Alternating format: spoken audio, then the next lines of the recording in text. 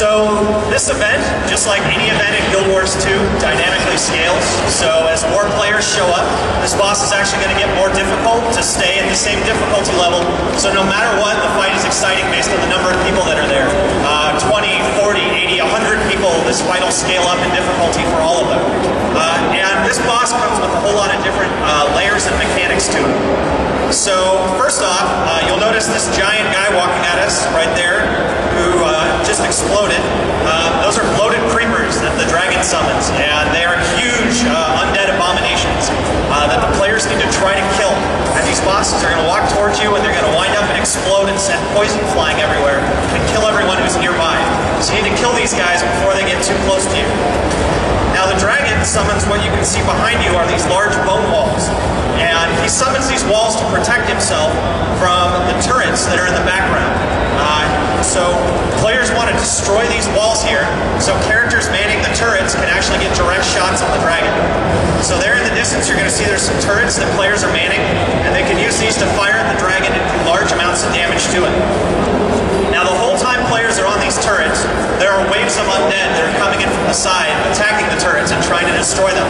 So another group of players needs to organize together and actually actively defend the turrets while people are fighting on the turrets, while another group of players is blowing up the bone walls, and another group of players is taking out the bloated creepers that are coming at you.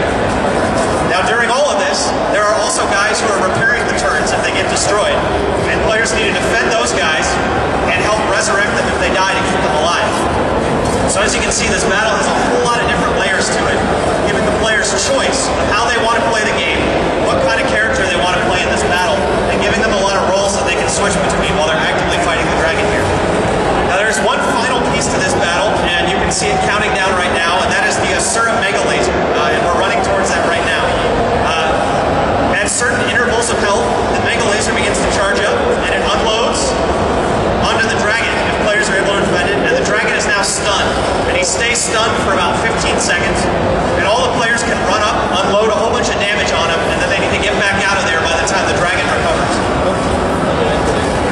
So you can see the Mega Laser is charging again already, and players need to defend that laser so he can get another shot off. So that's one more layer to this large boss fight that's going on. And as I said, there can be hundreds of players running around doing this event all at the same time, all in different parts of this battle, doing the different layers to the battle that have been set up for them. You can see it looks like there's a good 30, 40, maybe 50 players running around in here right now fighting the dragon. As people log on to the machines here, there'll be even more joining in. So there's a bone wall the dragon is summoned to help protect himself from the turrets. And as the fight goes on, he starts to summon more and more bone walls to make it harder to take him out.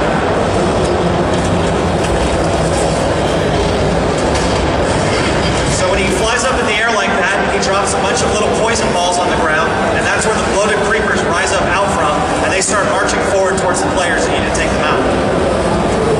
So one final mechanic that you'll run into in this battle is there are little tendrils, which are fingers of the dragon that he summons up from the ground.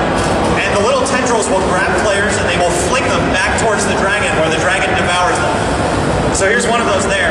And so players need to try to destroy these so that they don't get flung off of the turrets back by the dragon. And more of these start to show up as the battle progresses as well.